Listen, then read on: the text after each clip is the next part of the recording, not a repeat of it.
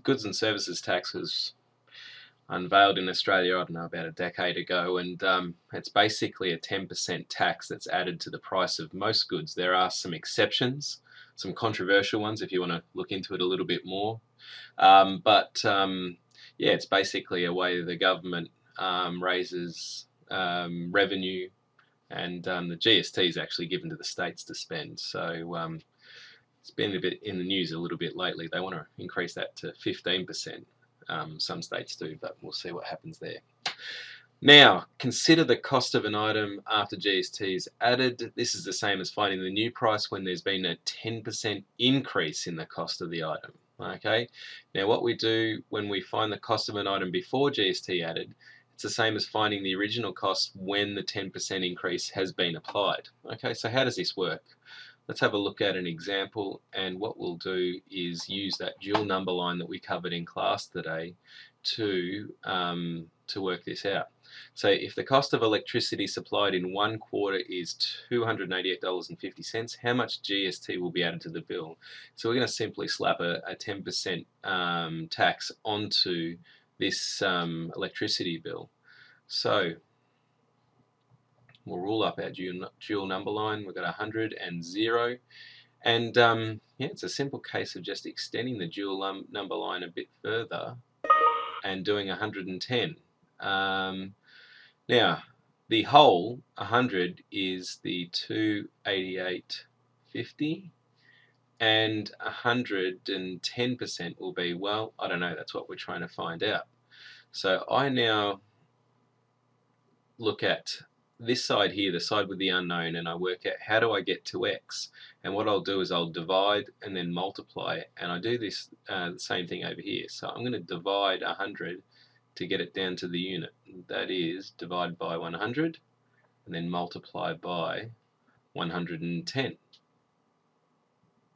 110. So the thing I'll type into my calculator then is, well, not all of this, but this is what I would do. X equals 288.50 divided by, and I look at what's happened over here. So this 100 was divided by 100, so I'm dividing the 288 by 100. I'm basically mirroring exactly what's going on this side here, and I'm multiplying by this amount here, which was 110. Okay, so on my calculator I would type that in. A few matrices here. Now 288.50 over 100 times 110, and so the cost of, so how much GST will be added? Well, that's the new price including the GST, and to work out how much GST there was, let's just remove the 288.50 from that. Okay, so I would say something like the GST is, what's my calculator say, $28.85. Okay, now you'll notice that there's a very quick way of doing that, and the very quick way of working out what a 10% or what the GST will be is actually just to divide by 10, and that is shift the decimal place one place to the left. Okay, so that's the really quick way of doing it, but I don't like to just say, oh look, just trust me, divide by 10 and you'll be fine. But that's the method that we can use quite easily there. So it would be 28.85 then, which is what we worked out with the dual number line. Okay, let's move on to the second example. If the selling price of a washing machine is $990, what is the price without GST? Seemingly easy, and what a lot of people are tempted to do is actually just to work out 10% of that and remove it. Okay, but remember, that's already had the 10% added. If I take 10% off that, it actually will take it too much off it. Okay, so once again, I strongly suggest you use the dual number line on questions like this. I find it really advantageous. So let's draw it up. There's my, whoops, my 100, there's my 0. Okay, and again we'll go up to 110 and write that in as 990, and really what we're looking for now is this price here. Okay, so let's change color, And okay, so this is the side with the unknown on it, so I work out how am I going to get to x, and I divide, multiply. So I do the same thing over here. Divide by 110, multiply by 100. Okay, so over here then what I'll do is to find x, it is 990 is the starting point, and I divide that by this amount here, 110, multiplied by 100. Okay, and x equals, so let's do that one. We've got 990, we're dividing that by 110, and we're multiplying that by 100. And that tells us that the GST will be 90 bucks. That's how much of the component is GST. Okay, but the original price pre-deduction of GST was 900 there. So what's the price without GST? It is $900. How much of it is GST? Well, we consider what they're selling it for, which is 990, removing the pre-GST price. It means that the GST on this is $90 in total. And again, really important to note then that if you had done just a 10% deduction on 990, you would have got you wouldn't have got the right figure. It would have been a $99 deduction, and really it should have been 90. So really fantastic tool to see how it works on the dual number line. But in fact, there is a shortcut as well to doing this. Okay, and again, I don't like to show you the shortcuts without showing you how it works, but you can actually just divide by 1.1, and that will take you straight to the 900. Okay, so anytime you are adding GST, all you do is divide by 10, and that'll tell you what the GST component is. And anytime you need to work out what the pre-GST price was, because it's already been included, you simply divide by 1.1. So nice little trick there. Alright, let's have a look at what else we need to cover. Alright, so shares and dividends. Again, it's something you probably won't be all that familiar with unless you've played the share market game, which is incidentally a lot of fun. So, you know, it's a great option to invest money in shares. Some people stick it in banks, but the share market traditionally, or the stock market, will give you probably a better return, but there are some risks involved there, whereas banks are done deals. You're going to make money, it's just how much you're going to make. So it's basically a unit of ownership in a company.